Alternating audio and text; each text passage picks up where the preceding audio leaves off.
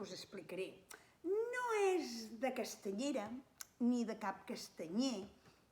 És un conte de la tardor. És un conte d'un bosc. Un bosc que era feliç. I sabeu gràcies a qui? Gràcies a la fada Pastanaga. La fada Pastanaga era una noia molt bonica. Una noia amb uns cabells llargs que li arribaven al cul de color de pastanaga, així com els meus, Així. I que es dedicava a cuidar el seu bosc. Ella corria i saltava i ballava i sempre vigilava, doncs, que ningú trepitgés les floretes, ni maltractés els arbres, ni espantés els ocells. Un dia, que la fada Pastanaga saltava, com sempre, i cantava pel mig del bosc,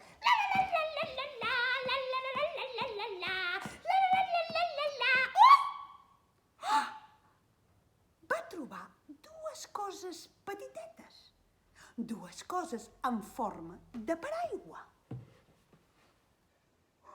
I els hi va dir: hola,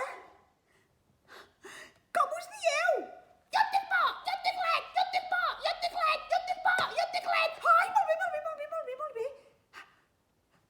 Que voleu ser els meus amics? Sí, sí, sí, sí, sí, sí. En Bo i en Let es van fer molt i molt amics de la fada Pastanaga. La fada Pastanaga, cada dia després de cuidar el seu bosc, doncs buscava una estona per jugar i per parlar amb en Bo i en Let. Un dia, al bosc va arribar una mala notícia. La fada se'n va assabentar que hi havia altres boscos bruts i abandonats. I va creure que també tenia que anar a cuidar els altres boscos. I els hi va dir: escolteu, me'n vaig uns dies, però tornaré de seguida. Cuideu-vos, d'acord? Adéu, floretes, adéu, arbres, ja tornaré. Bo, Let, cuideu-se molt. Adéu-siau. La fada se'n va anar. El bosc es va quedar trist, però sabia que la fada tornaria i que no passaria res. Al cap d'uns dies de la fada haver marxat, en aquell bosc tan feliç, va arribar tot un autocar de pares, mares, nens, nenes, tiets, tietes, que anaven a fer una costellada. Mireu, aquí mateix podem fer la costellada. Vinga, va, ja podeu baixar tots. Va, tu baixa les cadires, tu baixa les taules, posem-les per aquí. Molt bé, allà farem la carn a la brasa. Va, vinga, som-hi. Els nens i les nenes van començar a jugar. Ah, mira una floreta! Ja no hi ha floreta, mira un ocell! Quasi el toco, l'arbre! Kamikachu! El bosc va començar a patir. Les floretes s'amagaven a sota terra. Els animals no sortien dels seus caus i els arbres estaven quiets i amb molta por. Aquells nens, juga que jugaràs. Ei, mira, mamà, me dones una bossa de patates? Ai, sí, té. Mare, a mi me dones un caramel? Ai, un caramel, sí, però aneu a jugar. Té. Tinc un caramel, tinc un caramel. Ah, que dolent! Mama, a mi me dones una llauna de Coca-Cola? No, Coca-Cola no. Et donaré una Fanta. Té, una Fanta. El bosc, en poca estona, va quedar plena de bosses de patates, de caramels, de llaunes. Però aquí no s'acaba tot. No.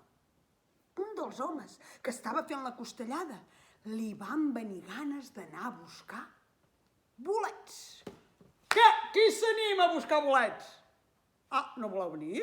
No n'hi ha... Doncs va, ni baix tot sol, no necessito pas a ningú jo. Ah, vinga, va agafar el cistell i se'n va anar a buscar bolets. Caram! Quin parell de bolets que he trobat, Va agafar en Bo i el va posar al cistell. Va agafar el Let i el va posar al cistell. En Bo i el Let es van trobar dins un cistell sense saber ben bé on anaven. En aquells moments en el bosc va començar una tempesta de trons. llamps, psh, psh, psh, i molta pluja. L'home va començar a córrer, amb tanta mala sort, o bona, que va caure per terra i en aquells moments en Bo i en Led van aprofitar per escapar-se del cistell i anar-se a amagar darrere l'arbre més alt i més gros del bosc. Tothom va recollir les taules, les cadires i van marxar, deixant tot el bosc brut i abandonat. Al cap d'uns dies va tornar a arribar la fada pastanaga. Què ha passat? Què és tot això? Ei, floretes, que sóc aquí! Conillets, ocellets, arbres, he arribat! Oh, la fada pastanaga de seguida va treure els papers, ho va tornar a deixar tot preciós i bonic. Però de cop se'n va adonar que en Bo i en Led no hi eren. Bo! Led! On sou? Bo i Led! I de cop va sentir una veu que venia de darrere uns arbres. Soms aquí darrere! Ui! Bo, Led! I què hi feu aquí darrere? Oh, caram, caram!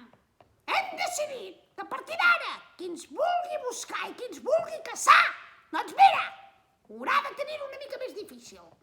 I així va ser com els bolets es van començar a amagar a darrere els arbres, a sota la fullaca, perquè la gent cada vegada els hi costés més de trobar.